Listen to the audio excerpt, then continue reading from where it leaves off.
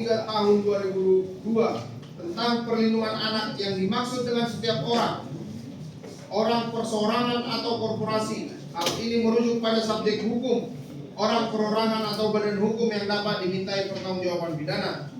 Bahwa dalam perkara ini terdakwa Salsabila Alwani alias Salsa adalah orang yang diduga dan didakwa untuk selanjutnya dinyatakan bersalah telah melakukan tindak pidana sebagaimana dimaksud dalam dakwaan dan tuntutan jaksa penuntut umum.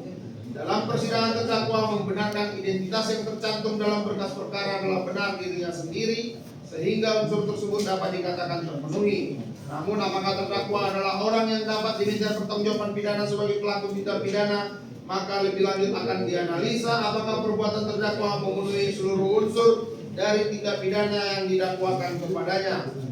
Dua unsur dilarang menempatkan, membiarkan, melakukan, menyuruh melakukan, atau turut serta melakukan. Menempatkan. Menurut Kamus Besar Bahasa Indonesia, pengertian menempatkan adalah menaruh, meletakkan, memasang, memberikan tempat, menentukan tempatnya. Istilah menempatkan seringkali merujuk pada tindakan seseorang yang menyebabkan sesuatu atau seseorang berada dalam keadaan atau posisi tertentu yang melanggar hukum atau merugikan pihak lain. Ini melakukan. Istilah melakukan merujuk pada tindakan aktif yang secara langsung menyebabkan terjadinya suatu tindak pidana. Melakukan adalah suatu perbuatan yang dilakukan oleh setiap orang sebagai subjek hukum, di mana perbuatan tersebut menimbulkan akibat yang memenuhi rumusan suatu tindak pidana.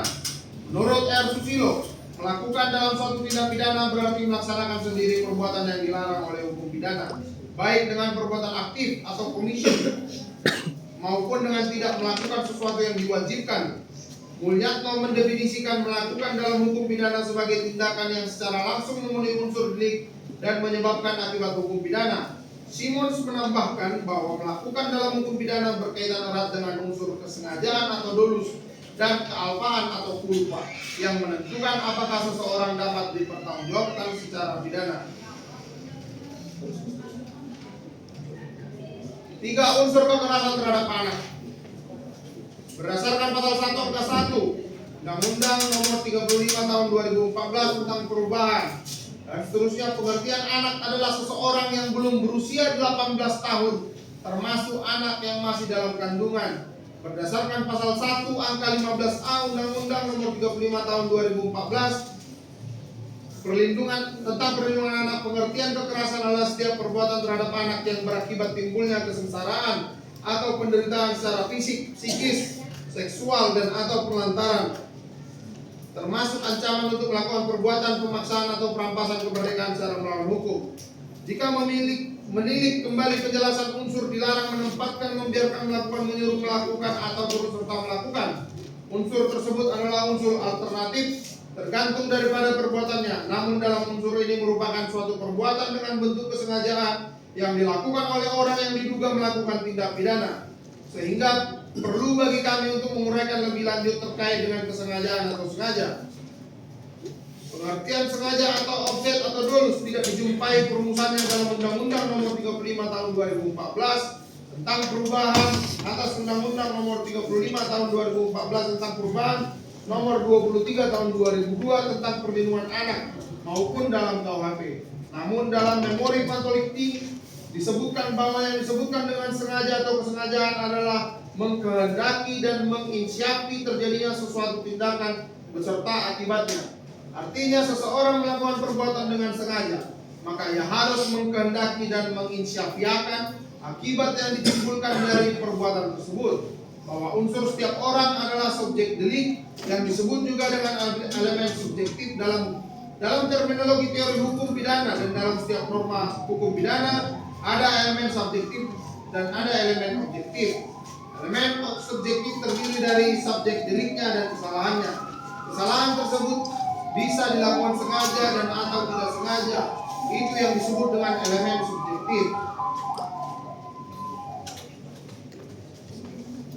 Sebagaimana dijelaskan oleh Profesor Van Hemel, konsep Willen and Wheaton berarti bahwa seseorang dapat dikatakan memiliki kesengajaan apabila ia mengetahui dan mengkehendaki suatu perbuatan dan akibat yang ditimbulkannya.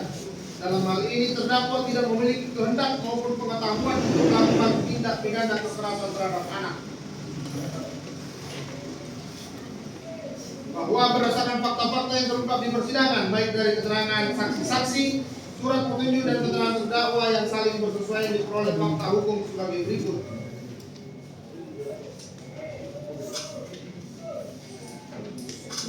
Bahwa berdasarkan fakta persidangan tersebut dan disesuaikan dengan keterangan saksi anak korban Alicia Hadia Meka di persidangan yang menyatakan bahwa saksi anak korban Alicia Hadia Meka menyiram air dengan sengaja kepada terdakwa.